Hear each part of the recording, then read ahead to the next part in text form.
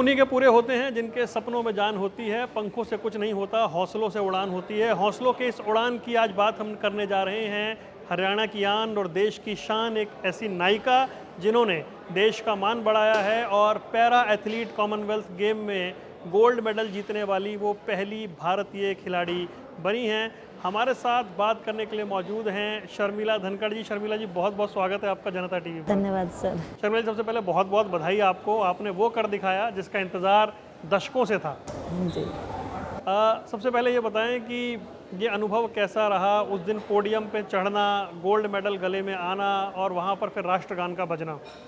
जब मेडल आया तो फर्स्ट पे चल रही थी, फिर रिजल्ट डिक्लेयर होने के बाद तो बहुत अच्छी खुशी मिली सर। वहाँ पे पोडियम में तिरंगा हाथ में लेके घूम रहे थे अपने देश का। देश भी याद आ रहा था, देशवासी ज़्यादा, कि मेरे देशवासी कितने खुश होंगे आज ये तिरंगा हाथ में देख के, और बहुत अच्छा लगा सर।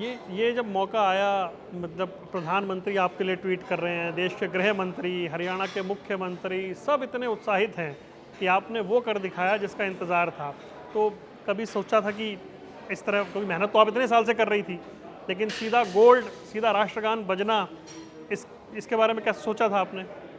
सर जब पिछले कॉमनवेल्थ में मैं फोर्थ पे रह गई थी ना, तभी सोच लिया था अगले कॉमनवेल्थ में रिकॉर्डे बना के निकलूंगी। गोल्ड मेडल नहीं जाने दूंगी। एशियन में भी चौथे पे आई थी, तो जहाँ भी आ रही हूँ वहीं यही पक्का ठान के आई हूँ कि अगली बार मैं खाली नहीं जाऊँगी। तो ये बड़ा तकलीफ़ की बात होती है कि आप चौथे पे आए यानी मेडल से चूक गए, फिर एशियन गेम में चौथे पे आए, मेडल से चूक गए, उसके बाद कई लोग टूट जाते हैं, छोड़ देते हैं खेलना। ऐसे में जब आप पिछली बार चौथे पर आई, उसके बाद क्या आपको लगा था कि मुझे आगे ट्राई करना चाहिए, या बहुत हो गया, नहीं बन पा रही बात? फाइनेंशियली कंडीशन सर ज़्यादा ख़राब थी। एशियन में चौथे पे आने के बाद मैंने सोच लिया था गेम छोड़ दूँ, ना छोड़ दूँ तो मुश्किल, ना छोड़ूँ तो मुश्किल। बड़े मुसीबत में थी उस टाइम में, तो मेरी माँ ने, हस्बैंड ने साथ दिया। मेरी माँ ने थोड़ी ज़मीन बेच के और उन्होंने मेरे को पैसे दिए, अच्छी मेहनत करी। फिर ये बड़ी इमोशनल कहानी हम पढ़ते हैं। मतलब आपने मेडल जीतने के बाद ये मेडल अपनी माँ को समर्पित किया, मतलब उनका रोल आपके आज यहाँ तक पहुँचने में, वो गांव से निकलकर फिर ये दिक्कत आना, उसके बाद जो जीवन रहा, वहाँ से यहाँ तक पहुँचाने में माँ का रोल कितना बड़ा रहा है? सर बचपन से लेके आज तक भी जितनी भी मुसीबतें आई हैं, कुछ भी आया है, एक माँ के सहारे से हम जिंदा हैं। उनकी वजह से ये मेडल आया है। माँ ही एक ऐसी है मेरे, जो आज तक मेरे साथ खड़ी है।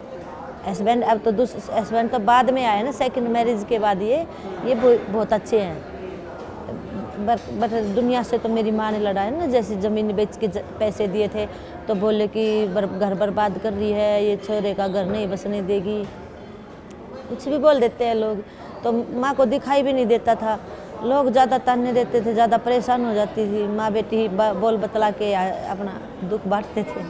फिर भगवान ने हमारी सुनी, अच्छी मेहनत करी, मेहनत तो खाली जाने नहीं दी। मतलब एक तो पारिवारिक जो स्थिति है, फिर माता जी को आंख से दिखता नहीं। हाँ, वो सबसे बड़ा दुख समझती हूँ मैं उसको, दुनियादारी नहीं देख आपके जो पाती। पैर में दिक्कत आई, उसके बाद आपका वैवाहिक जीवन जैसा रहा, वहाँ से आप ग्लासगो जाएंगी या एशियन गेम्स में जाएंगी? नहीं सर, ये तो मैंने कभी नाम ही नहीं सुना था। सपना तो कहाँ से लेती इनका। अच्छा, नाम ही नहीं सुना था? नहीं सुना था मैंने कभी। फिर ये शुरुआत कैसे हुई? वे तो किताबों में ही पढ़ा करती सर। पहले ये गेम इतने साल में होते हैं, ये इतने साल में होते हैं, लेकिन नाम सुना था, ना कभी देखे। और ना सपना लेना तो बहुत दूर की बात। हवाई जहाज में बैठने का सपना तो वैसे उड़ती है देखी है सर, कभी उड़ती देख के भी नहीं मन में नूं नहीं आई कि हम इसमें बैठेंगे, क्योंकि हमें पता है हमारी कंडीशन क्या है। तो नहीं पता था मुझे। मेरी सेकंड मैरिज के बाद मुझे ऐसा, हमें मेरी दोनों बेटियों को मेरे को लग रहा है कि ये हमारा दूसरा जन्म है। अलग सारी लाइफ एकदम से चेंज होगी। तो क्योंकि उसमें जैसे ज़मीन बेचने की बात आई, आपको फिर आपके जो पति हैं उनको भी बहुत कुछ अपना जो बिज़नेस था वो दांव पे लगाना पड़ा। हाँ जी, वो मिस्त्री है ना मोटर पंखे की, तो हस्बैंड ने दुकान कर रखी थी। तो हम पैरा एथलीट है ना, तो हमें एक साथ में एक व्यक्ति की सपोर्ट की ज़रूरत होती है। जैसे बैठ के प्रैक्टिस करते हैं, बांध देते हैं, शॉर्ट पुट भी पकड़ाना होता है, बहुत सारी प्रैक्टिस होती है दोनों टाइम। अगर किसी दूसरे बंदे को लगाती तो मेरे पास पैसे नहीं थे तनख्वाह देने के लिए। और फिर मेरे हस्बैंड ने अपनी दुकान वुकान हमारी कम चला करती, तो वो छोड़ के फिर मेरी प्रैक्टिस पे ध्यान दिया कि मैं तेरा गेम करवाऊंगा, मेडल आ जाएगा, अच्छे से रहेंगे फिर। जब आपने कहा कि आपने तो इन गेम्स के बारे में सुना भी नहीं, मतलब ऐसा सोचा भी नहीं था, और फिर ये जीवन में उतार चढ़ाव इतने सारे आए, पहली बार आप फील्ड में ट्रैक पर कब उतरी, कब ये हुआ कि आपको ये सब करना है? ये मेरे हस्बैंड ने बताया था सर, वो बाहर घूमते नहीं, फिरते मतलब रहते हैं उन्होंने ना टैलेंट बाहर। देखा था कि आप कर सकती हैं ऐसा। हाँ जी, ऐसे तो पता था ना कि फिर बोल देंगे कि जात पात सर मेरे हस्बैंड को पता था कि ये कर देगी, और वो बाहर देखते थे इंटरव्यू, ये न्यूज़पेपर पढ़ते थे, उनको पता था। उन्होंने ही बोला था कि गेम कर ले, मैंने तो मना भी कर दिया था, मैं नहीं कर सकती, मेरे को कौन बख्शेगा भाई, गीता बबीता हिमा दास कितनी तगड़ी प्लेयर है, मैं तो वैसे ही विकलांग हूँ। नहीं नहीं तू कर, चल तू कर। तो फिर घनी जिद कर ली उन्होंने, 2-3 दिन तक जिद कर बड़ा ली। आपने बोला ये क्या सॉन्ग है? फिर मैंने कहा भी तू क्यों पीछे पड़ रहा है, मैंने बुढ़ापे में तुड़वाओगा के फिर मैंने और इंजरी हो जाएगी। फिर बोले नहीं तू जाके देख ग्राउंड पे, कि तो यूँ भी नहीं पता ये गेम के स्टेडियम होते हैं, हमारे रेवाड़ी में स्टेडियम है, तो मुझे नहीं पता था खिलाड़ियों के अलग से स्टेडियम होते हैं। फिर मैंने अपने गुरुजी के पास फ़ोन किया जब मैं पढ़ाई की थी। हाँ जी, पर वो सर हमेशा बच्चों को खिलाते रहते हैं ना, स्कूली गेम, स्कूल में भी गेम होते हैं, तो मैंने सोचा भाई सर को पता होगा, सर बताओ क्या गेम करना चाहती हूँ। तो सर बोला कि तू तुलाराम स्टेडियम में जाओ, वहाँ पे जाके मेरी बात करा देना। तो वहाँ गई तो हमारे देवेंद्र भैया 44 के वो वहाँ प्रैक्टिस करते थे, और टेकचंद भैया फ्लैग बैरियर रहे, ये दोनों मिले, इन्होंने मेरे को बताया, फिर मैंने गेम स्टार्ट किया। तो गेम कौन सा चूज करना है, शॉर्ट पुट कैसे तय हुआ, डिसाइड हुआ कि ये टेकचंद भैया को एक्सपीरियंस है ना सर, क्योंकि उसके 2 बार मेडल आ लिए एशियन में, तो उन्होंने पता है कौन सी कैटेगरी बनेगी और कौन सा गेम इस पे शूट करेगा, तो सर भैया ने सब कुछ देख के बताया था। और फिर प्रैक्टिस शुरू हुई? फिर प्रैक्टिस शुरू कर दी। जो पिछला कॉमनवेल्थ था वो भी टेकचंद भैया के अंडर में खेली थी, एशियन में भी 9.15 का बेस्ट लगा दिया था। फिर किसी दूसरे कोच ने मेरे को बोल दिया मेरे पास आ जा, तेरा ओलंपिक रिकॉर्ड बनवा दूंगा, ये और वो आगे बातों में ओहो, चली गई फिर सोनीपत प्रैक्टिस करने। वहाँ तो हमारी वो दुर्गति हुई जो किसी की नहीं हुआ करे। अच्छा, एक कोच बदल जाने से कितना बदलाव आ जाता है? सर देखो, एक तो टेकचंद भैया के साथ 4 साल रही हूँ, कति एक साथ। जब मैं गई छोड़ के तो भैया भी रो रहे थे, मैं भी वहाँ पे जाके मन नहीं लगा।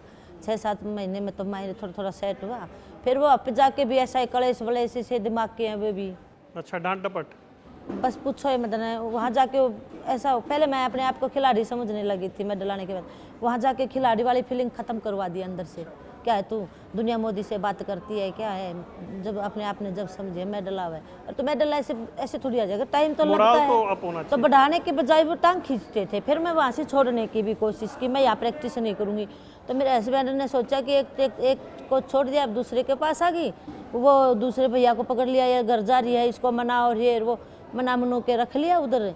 फिर हस्बैंड थोड़े भोले वाले हैं, उनको गेम का भी नहीं ज्ञान इतना, तो वो लेकिन आपको मना लेते हैं जब आप नाराज होती हो? हाँ, उससे भी नहीं मनी तो किसी पड़ोसियों को बुला लाया। अच्छा, फिर तो वहीं पड़े रहने पड़े, मैंने करी फिर मैंने 3 साल में वैसे परफॉर्मेंस कुछ नहीं आई वहाँ पे। अच्छा, एक तो मैंने 3 साल में 9 मीटर कर दिया था, 3 साल में वहाँ पे एक 50-60 सेंटीमीटर बढ़ा। फिर मैं अपने दोबारा फिर रेवाड़ी आ गई। रेवाड़ी आ गया। हाँ जी। अच्छा, यहाँ से ये ज़मीन बेचने की नौबत क्यों आई? क्या खेल महंगा है, या उतनी डाइट या वो सब चीज़ों का ध्यान रखना पड़ता है? देखो सर, घर में तो इतना ही कमाया जाएगा जो परिवार चल जाए, खाओ और कमाओ। नॉर्मल रह सके, और भाई अच्छी मेहनत करनी है तो देखो सप्लीमेंट भी अच्छे लाने पड़ेंगे, और डाइट भी अच्छी लेनी होती है। घी, देसी घी हो गया, कितना महंगा है, देखो आप 1200-1300 का 1 किलो आता है। तो ऐसे बहुत कुछ होता है जो बहुत महंगाई होती है सर।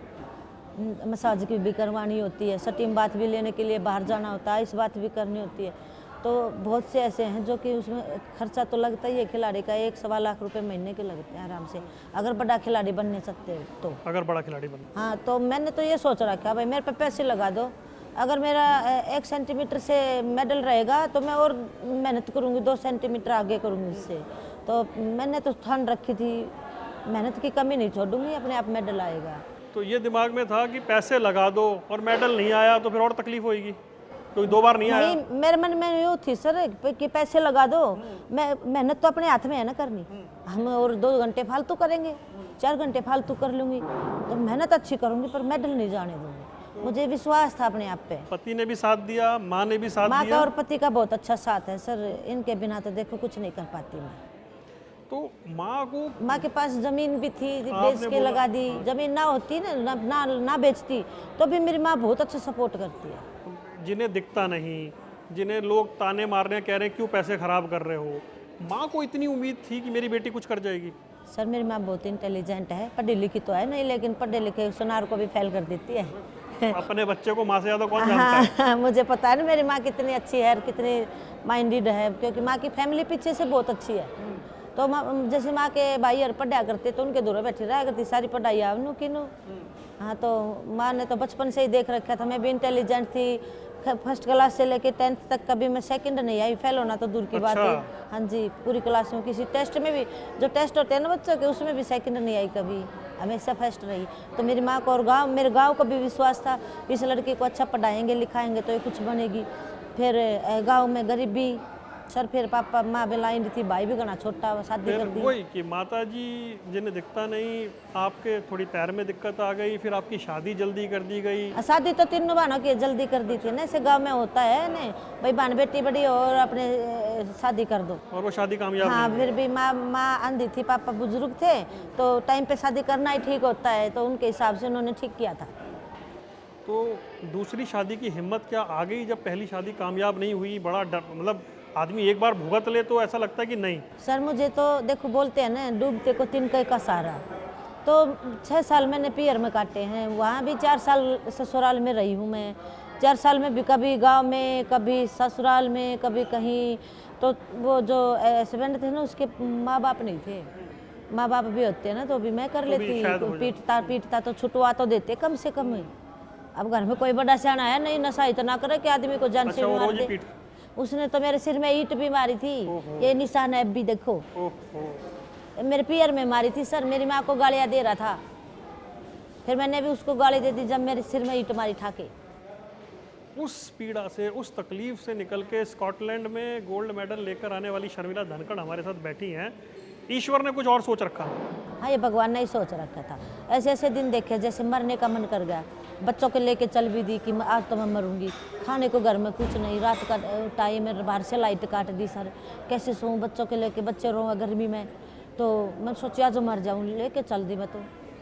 फिर जब मरूं तो मेरी माँ ना मरने दे, मेरे को माँ की याद आ जाओ, अगर मैं मर गई तो मेरी माँ को तो संसार में कुछ भी नहीं है, बेचारी तड़प जागी है, दिखाई भी नहीं देता, देख के तो टाइम पास कर ले इंसान, दुनिया को देख के। एक ब्लाइंड आदमी दुख हो जाएगा तो वो कैसे रहेगी बताओ, तड़पेगी है तो। माँ की वजह से फिर हम रहेगी, मैं रहेगी नहीं, दोनों बच्चों को लेके मरती मैं। 2 बार मरने लिए चलो, जब भी माँ याद आ जावे रास्ते में से वापस। अच्छा, 2 बार ऐसा हुआ? 2 बार सर, एक बार तो कुएं में गिरने के लिए चली थी, एक बार बच्चों के साथ? हाँ, दोनों बेटियों के साथ चलती थी। फिर मेरी माँ याद आ, जब मैं ये मर जाएगी फिर मैं वापस आ जाती, क्या करूँ। वहाँ से दूसरी शादी के लिए घर वालों ने कहा, मान गई? अरे घर वालों ने तो कही थी शादी के लिए, जैसे तलाक हो गया मेरा वहाँ से, वहाँ पे भी तलाक, इतने बुरे बुरे बर्ताव करे हैं मेरे साथ जब हुआ है। वो आसान नहीं है। हाँ, तो मेरी ससुराल थी जो पहले वाली, वहाँ भी लोग कहते थे ये पार नहीं बसाएगा भाई, इस लड़की की तो ज़िंदगी बर्बाद कर दी। तलाक होने के बाद 1-2 जगह रिश्ते देखे ना, उन्होंने बोला कि हम लड़की नहीं लेंगे, इसका तो लड़की है।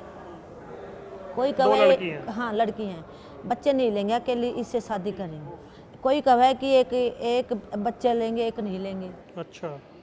तो मेरी माँ ने, मैंने डिसीजन लिया, मैं बोली माँ देख, मैं बच्चों के लिए तो आज जिंदा हूँ, और आपके लिए अगर मेरे बच्चों को ही कोई नहीं अपनाएगा तो मैं शादी का क्या करूँगी।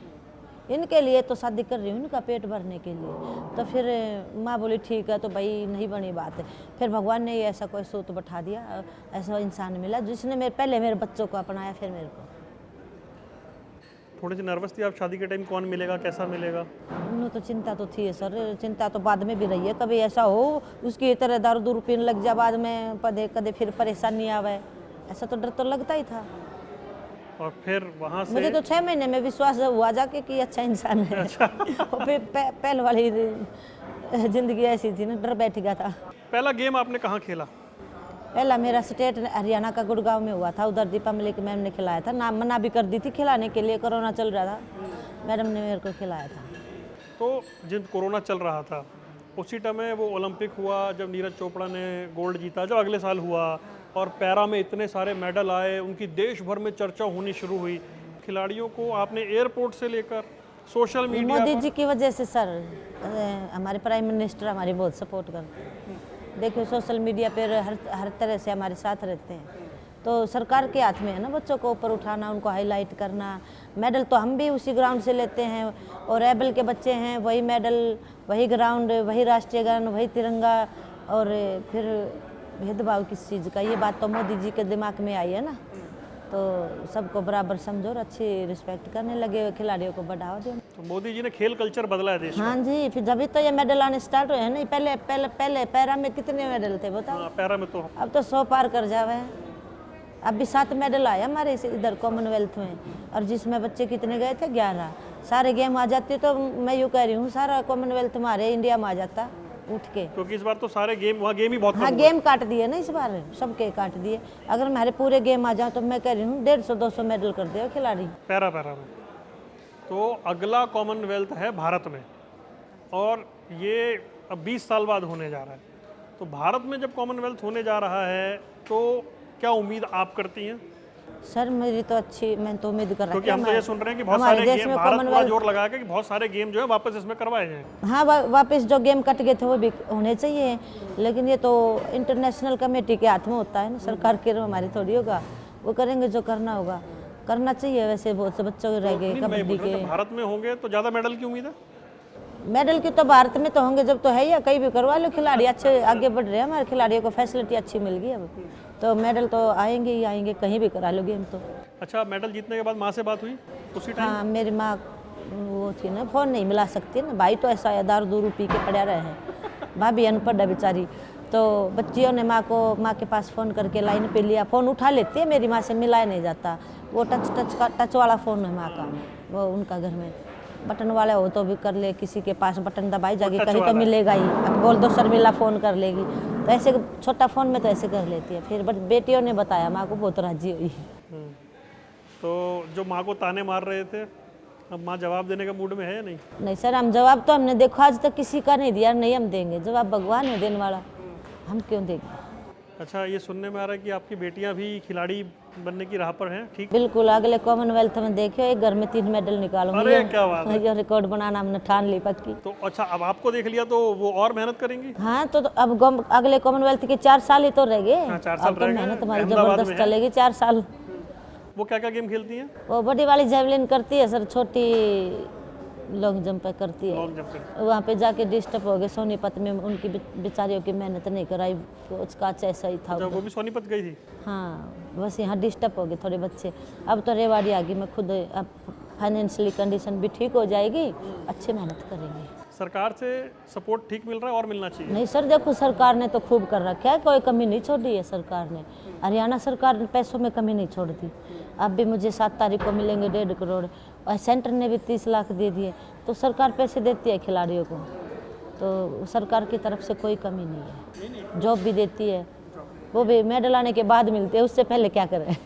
हाँ, नहीं, ये कहते हैं जी मेडल आ गया तब आप पूछते हो, मेडल नहीं आ रहा उससे पहले क्या? नहीं, उससे पहले कुछ नहीं होता। मेडल आने से पहले कोई जानता ही नहीं, ना कोई सपोर्ट करता। मेडल आने के बाद होता है सब कुछ सर। फिर ये मेडल लेने तक ही सब कुछ बर्बाद हो जाए है। यही तक आने में खिलाड़ियों को जोर पड़ता है। यही पैसे खिलाड़ी को ऐसे करे, भैया एडमिशन कराओ, अच्छी मेहनत करो, तो ये पैसे उनको धीरे धीरे भी देने लग जाए पहले से ही, तो अच्छी प्रैक्टिस होगी, अच्छी मेहनत होगी, अच्छे खिलाड़ी मेडल लेंगे। कि हाँ, ये खिलाड़ी मेडल ला सकता है, फिर उस पर इन्वेस्ट किया जाए। हाँ जी, ऐसे तो खिलाड़ी तो मेडल लेंगे, अच्छी मेहनत करे तो उन पे शुरू से इन्वेस्ट करना चाहिए। शुरू से करे ना, तो जैसे हमारा घर भी बिक गया, जमीन भी बिक गई, ये नहीं बिकती। घर बिका आपका, आपके पति का? हाँ, अच्छा, घर बेचना पड़ा? मेरे खुद, हम किराए के मकान में रहते हैं। आपकी तैयारी के लिए घर बेच दिया? हाँ, पहले बेच दिया था घर तो हमने, जब कॉमनवेल्थ से पहले ही 10 लाख रुपए में। और फिर 10 लाख कितने दिन चले, 2 साल चले गए। एशियन के बाद फिर पैसे ख़त्म, सरकार के आए नहीं थे। फिर एशियन के बाद जब मेडल तो लेना मैं कहा कॉमन वो ओलंपिक नज़दीक आ रहे हैं। फिर मान खेत बेच के दिए थे मेरे से 24-25 लाख रुपए। उस दिन जब आप ग्राउंड में उतरी तो अंदर से फील आ गया था कि आज मेडल आ रहा है, या कंपटीशन जो इतने देशों के खिलाड़ी आए हुए थे? यहाँ से ही सोच के चली थी सर, कोई आ जाओ लपेट के आऊंगी। अब की बार मेडल ना ले जाने दूं, कुछ भी करना पड़ो। नहीं, कोई भी मेडल या गोल्ड ही? गोल्ड का पता था यहाँ, बस रिकॉर्ड भी बन जाता मेरा कॉमनवेल्थ का। 20 सेंटीमीटर से रिकॉर्ड रहेगा। 20 सेंटीमीटर थोड़ा ही होता है, घना नहीं था। क्योंकि वहाँ पे जाके, यहाँ पे तो गर्मी थी, वहाँ गए ना तो जैसे हमारे जनवरी में ठंड होती है ना, ऐसे ठंड थी। हाँ, मैंने आपकी देखी जैकेट में वीडियो। अरे सर, जब हमारा गेम होया उस दिन तो धूप भी नहीं लिख रही। 5 लड़कियों का पहले गेम कराया, 5 का बाद में भीतर बैठा दिया हम तो। लास्ट 5 लड़कियाँ कि ये कर लेती है, फिर बाहर लेंगे। बहुत ज़्यादा ठंड थी। ठंड में बॉडी वार्म अप नहीं होती, टाइट रहती है, कैसे थरो निकलेगा। तो इंजरी का डर कितना रहता है? इंजरी का डर ना लगा नहीं तो मन भगवान पे विश्वास है सर। आज तक ना हुई इंजरी और ना होगी कभी। एक पैर में ही दिक्कत कर दी बस, यही है मेरी। तो कुछ। तो आप वहाँ बड़े स्टार खिलाड़ियों से मिली होंगी, नीरज चोपड़ा वगैरह से, तो क्या थॉट क्या है, क्या सोच है? हमारा जो ये कल्चर है, जब हम वहाँ चलते हैं कॉमनवेल्थ में, हम इतने गेम कटने के बाद भी चौथे नंबर पर आए, इतने मेडल लेकर आ रहे हैं, और हरियाणा का रोल तो कोई मैच ही नहीं कर सकता। ऐसा लग रहा है हर घर से खिलाड़ी निकल रहे हैं। हरियाणा पास कर दिया तो समझ लो इंटरनेशनल में मेडल आ गया। हरियाणा से निकलना बहुत बड़ी बात है।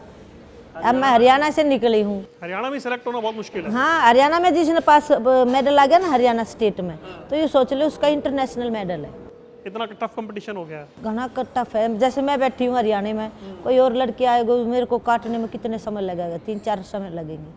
तो हरियाणा में जिस दिन मेरे को काट देगी तो उसका भी कॉमनवेल्थ में मेडल हो जाएगा। तो ऐसा है, हरियाणा में सारे इंटरनेशनल उधर ही भरे पड़े हैं। तो ये जो अभी आपकी कोचिंग वगैरह हो रही है, कोचिंग का लेवल अब वहाँ जब आप गए, आपका जो ये मैनेजमेंट थी, टीम थी, वो उस लेवल का दिखता है अब? क्योंकि दूसरे देश भी देखते हैं कि इंडिया के इतने खतरनाक खिलाड़ी आ रहे हैं।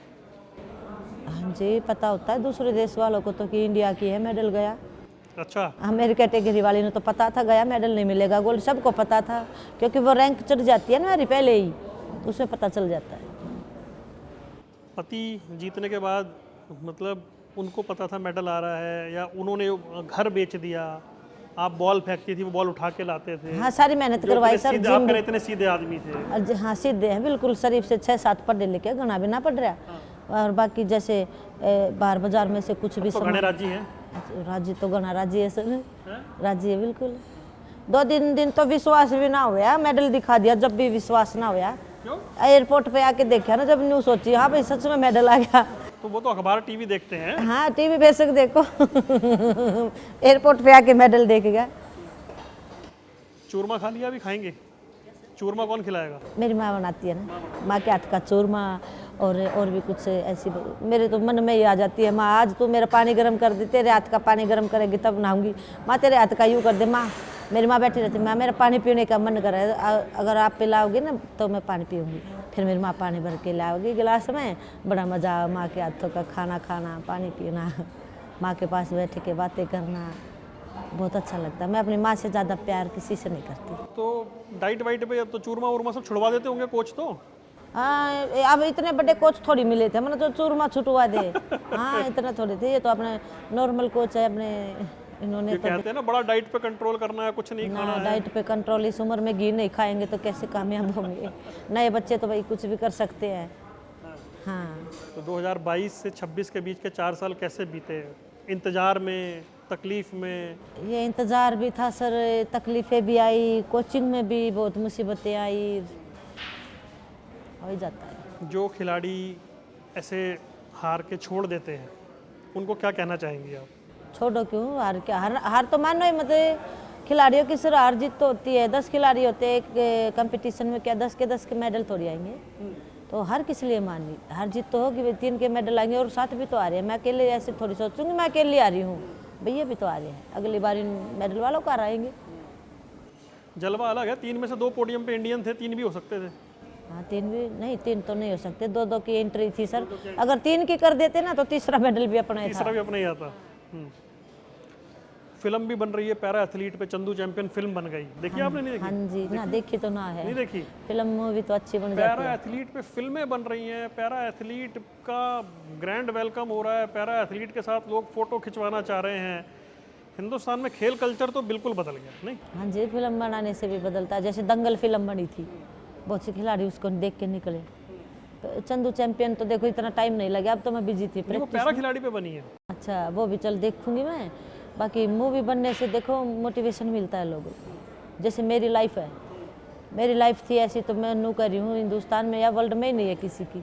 नहीं, आपकी लाइफ तो सुन के आंखें गीली हो जाए, मतलब तो जैसे वहाँ थी ना स्कॉटलैंड में, 2-3 दिन बाद ही अमिताभ बच्चन के उधर से फ़ोन आ गया था केबीसी टीम का, 11 तारीख को उधर भी जाना है, वो टीम आएगी इधर। अब तो अमिताभ बच्चन जी पसंद है?